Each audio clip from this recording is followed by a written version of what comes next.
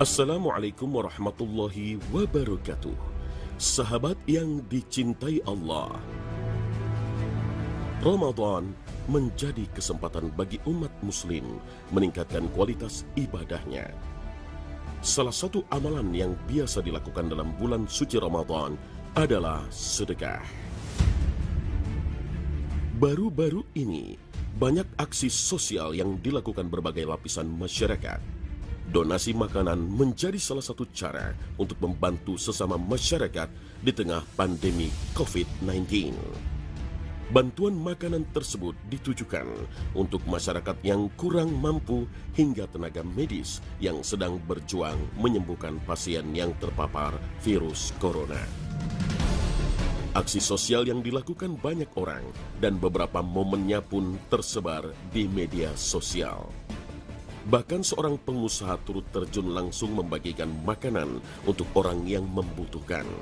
Uniknya, ia belanja makanan menggunakan mobil mewah. Ia dan suami menggunakan mobil sport miliknya untuk memborong serta membagi-bagikan makanan. Ya, wabah virus corona berimbas ke berbagai hal. Dalam rangka meringankan beban masyarakat kecil, sebagian warga maupun instansi pemerintahan membagikan bantuan sosial berupa paket sembako yang berisi kebutuhan sehari-hari. Namun di balik kegiatan mulia ini, beberapa netizen sempat ramai membandingkan isi sembako yang dibagikan oleh pemerintah DKI Jakarta dengan pembagian sembako yang dibagikan oleh pemerintah Jawa Barat. Sederhana memang, namun inisiatif mulia ini tentu saja diharapkan dapat membantu banyak orang yang membutuhkan, bukan malah menjadi salah sasaran dan tujuan bagi donaturnya.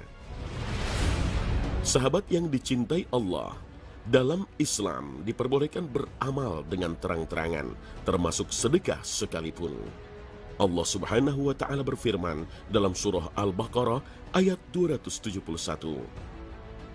Jika kamu menampakkan sedekahmu, maka itu adalah baik sekali. Dan jika kamu menyembunyikannya dan kamu berikan kepada orang-orang fakir, maka menyembunyikan itu lebih baik bagimu. Dan Allah akan menghapuskan dari kamu sebagian kesalahan-kesalahanmu, dan Allah mengetahui apa yang kamu kerjakan. Namun, jangan sampai amalan tersebut malah rusak karena ingin dipuji oleh orang lain. Penyakit hati ini disebut dengan riya, yakni melakukan amal baik dengan niatan tidak ikhlas karena Allah Subhanahu wa Ta'ala.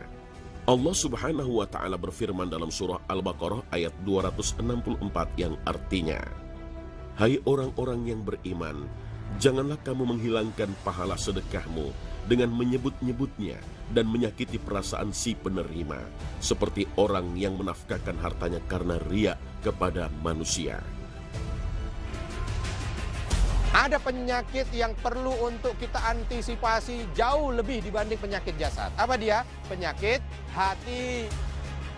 Karena yang menjadi orang, membuat orang itu balik kepada Allah dengan kebaikan bukan dengan jasad yang baik, tapi dengan qalbun salim. Lalu riya, sombong. Punya apa-apa pengennya orang lain tahu. Sampai dalam ibadah pun agar orang lain tahu. Sholat, mentang-mentang dia punya gelang baru, takbirnya lain. Allah. Supaya kanan kirinya tahu. Penyakit hati. Ya. Kalau penyakit hati, bikin hatinya mati.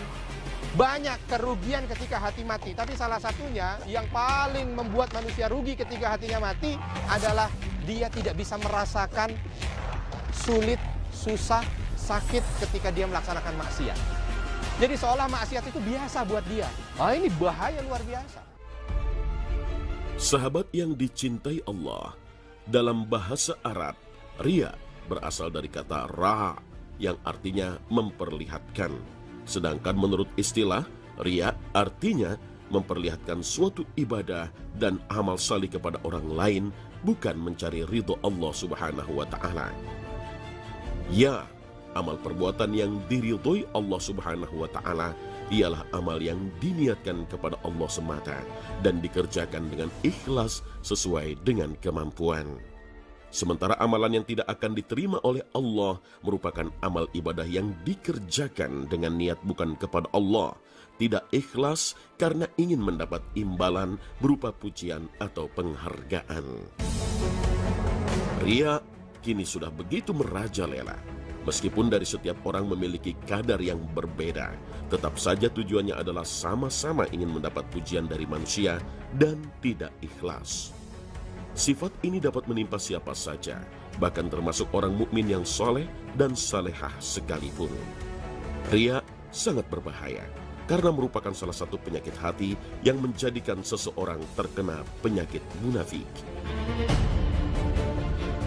Riya juga merupakan dosa besar karena tergolong dalam perbuatan syirik yang mendatangkan murka Allah Subhanahu wa Ta'ala.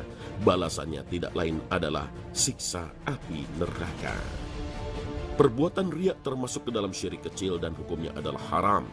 Rasulullah Shallallahu Alaihi Wasallam bersabda, "Sesungguhnya yang paling ditakutkan dari apa yang saya takutkan menimpa kalian adalah asyirkul asghar, syirik kecil."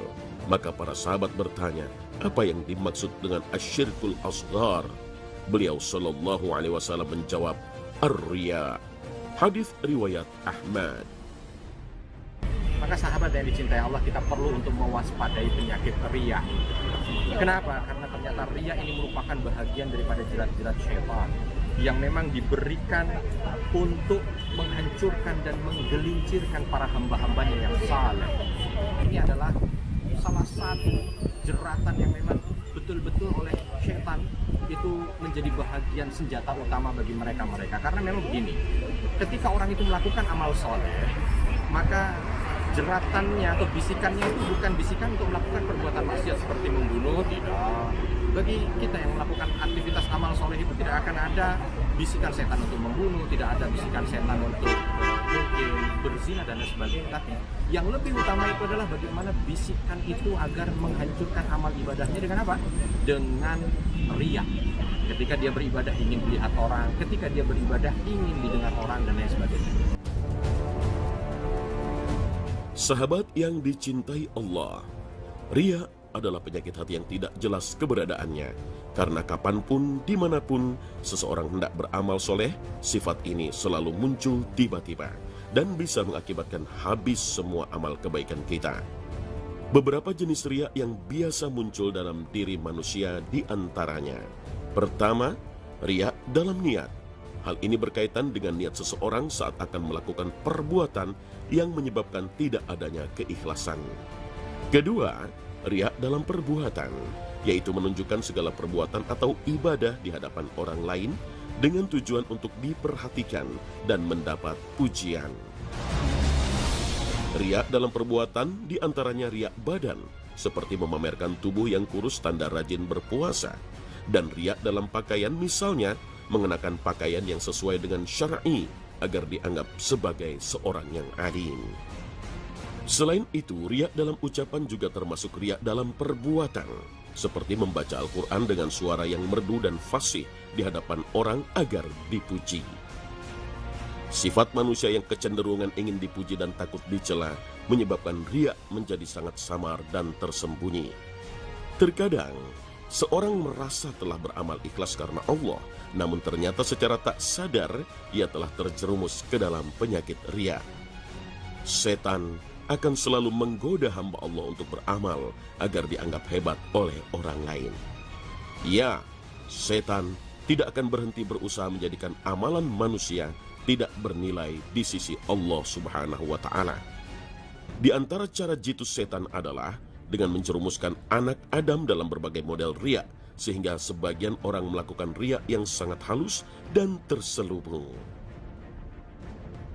Penyakit riya amatlah berbahaya karena ia menjangkiti seseorang bukan dalam keadaan seseorang bermaksiat, melainkan justru menyerang tatkala dia tengah beramal soleh.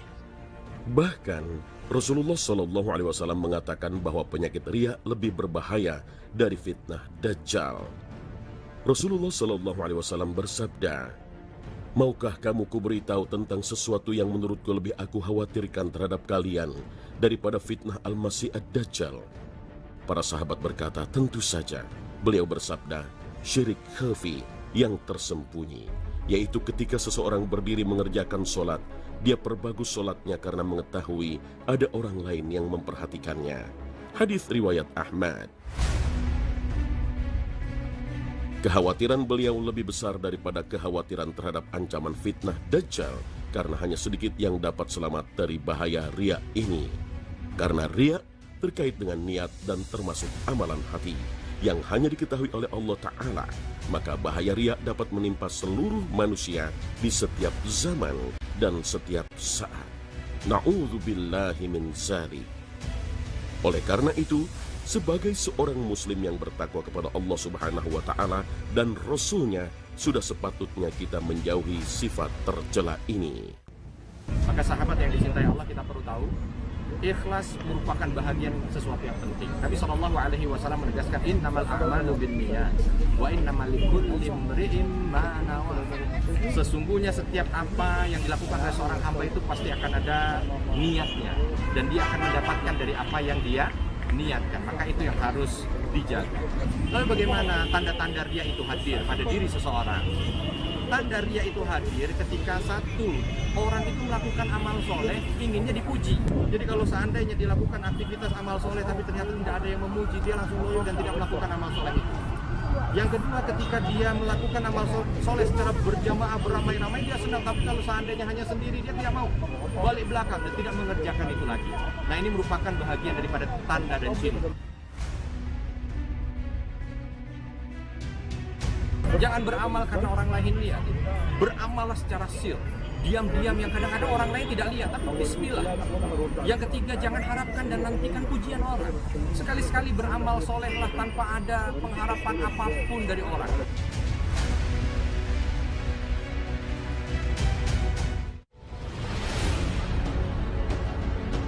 Sahabat yang dicintai Allah, pada dasarnya perbuatan riya itu adalah didasarkan dari niatnya dalam mengerjakan amal ibadah. Orang lain tidak akan tahu bahwa apa yang dikerjakan itu tujuannya untuk mendapat pujian atau tidak. Biasanya penyakit ini timbul karena disebabkan beberapa di antaranya senang terhadap pujian dan sanjungan, menghindari akan celaan orang lain, dan mengharapkan kedudukan di hati orang lain. Tiga hal inilah yang bisa memicu tumbuh suburnya penyakit riya dan menggerogoti jiwa manusia. Bahkan penyakit ini bisa menyerang sebelum dan sesudah, bahkan pada saat amalan tersebut dikerjakan. Ya, riya bagaikan virus penyakit yang menyerang jasad manusia. Riya bisa menyerang amal ibadah, bahkan ia akan merusaknya. Pelaku riya maka diancam dengan neraka, dan dosa riya tidak diampuni karena riya termasuk dalam kesyirikan. Allah Subhanahu wa Ta'ala berfirman dalam surah An-Nisa ayat 48, sesungguhnya Allah tidak akan mengampuni dosa syirik, dan Dia mengampuni segala dosa tingkatannya di bawah syirik bagi siapa yang dikehendakinya. Barang siapa mempersekutukan Allah, maka sungguh ia telah berbuat dosa besar. Pelaku riya tidak akan diampuni kecuali dengan tobat yang sebenar-benarnya sebelum pintu tobat ditutup. Oleh karenanya, tetapkanlah hati dalam setiap aktivitas kehidupan untuk selalu ikhlas menerima ketetapan dari Allah Subhanahu wa Ta'ala. Dan kalau kita lihat lagi, bagaimana kita mampu untuk mengelola agar hati kita ini tetap ikhlas. Satu, tentu banyak berdoa kepada Allah. Mohon agar Allah Subhanahu wa Ta'ala jaga amal ibadah kita sehingga tetap ikhlas karena Allah. Yang kedua, jangan bekerja karena orang lain lihat. Jangan beramal karena orang lain lihat. Beramallah secara sir, diam-diam, yang kadang-kadang orang lain tidak lihat, tapi bismillah. Yang ketiga, jangan harapkan dan nantikan pujian orang. Sekali-sekali beramal solehlah tanpa ada pengharapan apapun dari orang. Bahkan kalaupun orang itu menghina dia, tidak ada masalah bagi dia. Kenapa? Karena dia mencoba untuk melatih dirinya. Amal ini dikerjakan hanya karena Allah Subhanahu wa Ta'ala. Jangan bersedih ketika dia melakukan amal soleh mungkin tidak banyak yang melihat. Jangan bersedih ketika tidak ada amal soleh itu yang disebut oleh orang. Orang update di Instagram, lalu dilihat berapa likes-nya, dilihat berapa tayangannya, dilihat berapa yang suka. Ini ini salah satu yang menggugurkan keikhlasan kita. Maka latih bahwa kita betul-betul melaksanakan itu hanya ingin ridho dari Allah Subhanahu wa taala. Kalau ini bisa didapatkan, maka insya Allah Allah Subhanahu wa taala akan memberikan kebaikan dunia dan akhirat untuk kita. Maka ini yang harus dilatih agar apa? Agar Allah Subhanahu wa taala kuatkan hati kita, dan insya Allah selepas itu nanti Allah akan terus memberikan kemampuan pada kita untuk melakukan amal soleh dengan ikhlas. Sahabat yang dicintai Allah, riya sering diartikan melakukan ibadah agar mendapat pujian dari orang lain, mencari kedudukan pada hati manusia dengan memperlihatkan kepada mereka hal-hal kebaikan. Namun ada amalan-amalan yang biasa dilakukan yang tidak kita sadari bukan termasuk perbuatan riya. Di antara amalan-amalan yang tidak termasuk riya adalah: 1. Rajin beribadah ketika bersama orang saleh. Hal ini terkadang menimpa ketika seseorang berkumpul dengan orang-orang saleh, sehingga akan menyebabkan lebih semangat dalam beribadah. 2. Menyembunyikan dosa. Kewajiban bagi setiap muslim apabila berbuat dosa adalah menyembunyikan dan tidak menampakkan dosa tersebut.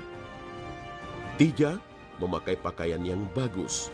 Hal ini tidak termasuk riya karena termasuk keindahan yang disukai oleh Allah Subhanahu wa taala.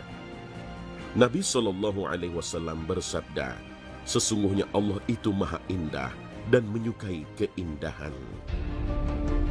4. Menampakkan syiar Islam. Seorang hamba tidak berarti riya ketika menampakkan ibadah seperti sholat berjamaah, umrah, haji, karena di antara kewajiban yang ada harus ditampakkan dan diketahui manusia yang lain. Hal tersebut merupakan bentuk penampakan syiar-syiar Islam.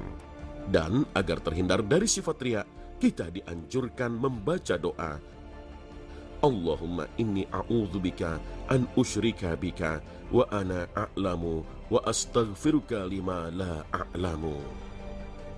Artinya, ya Allah, sesungguhnya aku berlindung kepadamu dari perbuatan menyekutukanmu di saat aku mengetahui, dan aku mohon ampunan dari sesuatu yang aku tidak mengetahui.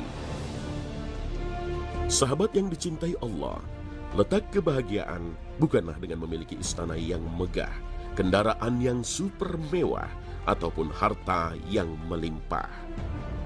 Namun, letak kebahagiaan ada di dalam hati, yaitu hati yang memiliki keimanan yang selalu merasa cukup dan selalu bersandar pada Allah Ta'ala. Semoga Allah Subhanahu wa Ta'ala selalu memberi petunjuk kepada kita dan memberikan kita surga dunia, yaitu hati yang selalu merasa cukup dan jauh dari sifat mencari pujian dari manusia. Assalamualaikum warahmatullahi wabarakatuh. Nama saya Emil. Pak Ustadz, saya akan menanyakan, bagaimanakah kita menjaga hati agar tidak tergerus oleh godaan untuk sifat tadi iri dan dengki serta penyakit-penyakit hati lainnya, Pak Ustadz? Yang kedua, kaitan dengan penyakit hati, bagaimana caranya supaya bisa menghindari dari iri, dengki, riya, dan lain sebagainya. Tadi saya sudah sampaikan secara singkat, hiasi hari-hari ini dengan ibadah. Karena ibadah itu adalah suplemen hati. Dia vitamin hati, gizi hati. Kalau kita sering melakukan ibadah dengan sendirinya, hatinya itu akan baik. Kalau hati baik, dia yang akan menolak segala keburukan. Lalu, bagaimana terapi satu persatu dari penyakit hati? Contoh, kalau kita sering sombong dalam kehidupan, terapi sombong kita. Dengan apa? Menjadi orang yang tawadhu. Jangan apa-apa yang kita punya, kita pengennya tunjukkan ke orang. Jangan. Begitu ingin tunjukkan, kita langsung. Apa itu yang ada di tangan? Gak ada. Jangan apa itu yang ada di tangan? Ya, jadi penyakitnya. Tapi kalau kita, contoh orang ingin riya, sum'ah, dilihat orang. Tahan. Supaya dia melakukan sesuatu, jangan untuk itu. Begitu ada kotak lewat, diemin. Ya, nanti ngasihnya di belakang. Begitu sudah selesai baru narok. Ini kadang-kadang enggak. Begitu yang dikasih itu $100, wow, yang dipegang ujungnya. Makin hancur hati. Dengki. Enggak suka dengan orang lain kalau orang lain dapat nikmat. Dirubah. Terapi. Bagaimana ketika dia dapat nikmat, kita datang ucapkan selamat pada dia. Nanti lama-lama ini akan menggerus sedikit demi sedikit. Yang terakhir, doa, minta sama Allah agar Allah berikan kekuatan agar penyakit hati itu hilang dari kita. Wabillahi taufiq wal hidayah. Wassalamualaikum warahmatullahi wabarakatuh.